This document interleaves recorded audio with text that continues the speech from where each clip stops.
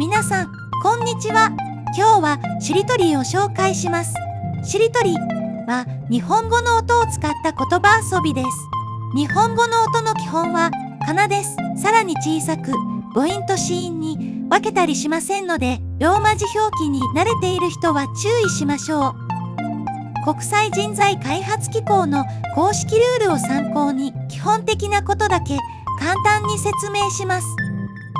しりとりに参加する人が一つずつ言葉を言っていきます。基本的には名詞だけを使いますが、漢字一文字で表せる数字は使うことができます。例えば、1、2、10、100などです。音が一つしかない言葉は使えません。例えば、め、て、けなどです。一度使った言葉を再び使うことはできません。まず、はじめの言葉を決めます。次の言葉は前の言葉の最後のかなから始まる言葉でなければいけません。今回は動物の森の住民の名前を使って説明します。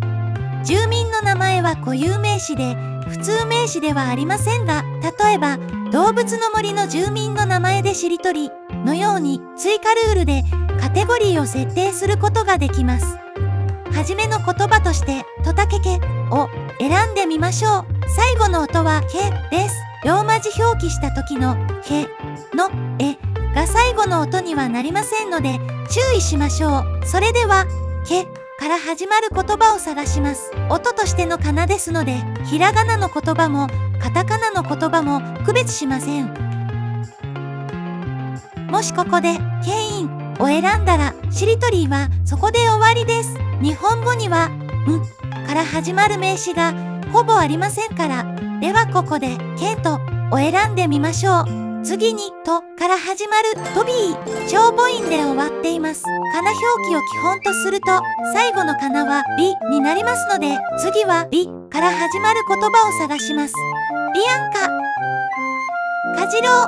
今回も長母音ですが、かな表記でうが最後ですので、次はうで始まる言葉を探します。ウエンディ。あとは参加する人全員が認めれば多少の柔軟さも OK とすることで言葉の選択肢が広がってゲーム自体が面白くなることがありますので、状況に応じてアレンジしてくださいね。例えばウエンディの後、その発音から DJ ケケ。もちろん参加者全員がこの例外を認めたらですよ。ふふ。動物の森愛好家界隈の話はさておき、しりとりはゲームとしてなら2人以上で遊びます。制限時間内に次の言葉が見つからなかったり、で終わる言葉を選んでしまった人はゲームから脱落して最後まで残った人を優勝とする、または減点制にして残った点数が高かった人を優勝とするなど、始める前にルールを選んでおくといいでしょう。しりとりは日本語のかなの形を意識した語彙力強化のゲームだとも言えますので、日本語を勉強している人は一人しりとりでもお友達とでもどんどん挑戦してみてくださいね。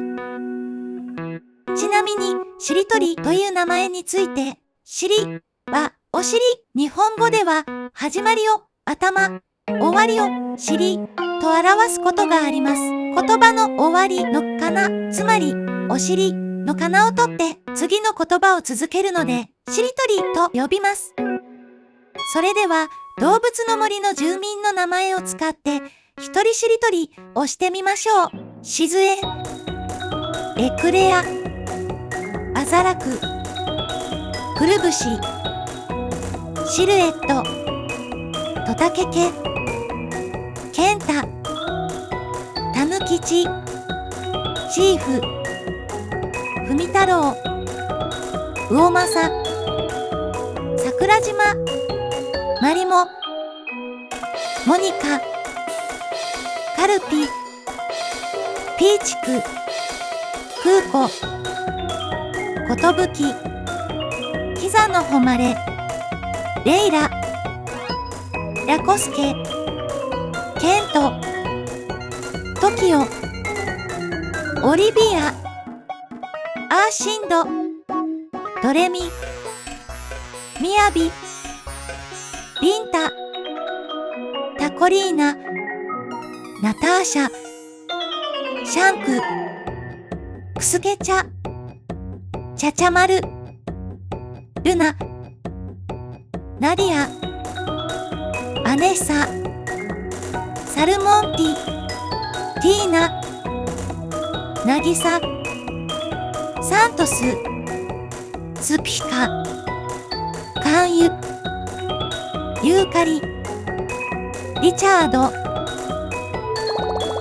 動物の森の住民の名前でしりとりでした。皆さんもぜひしりとりやってみてくださいね。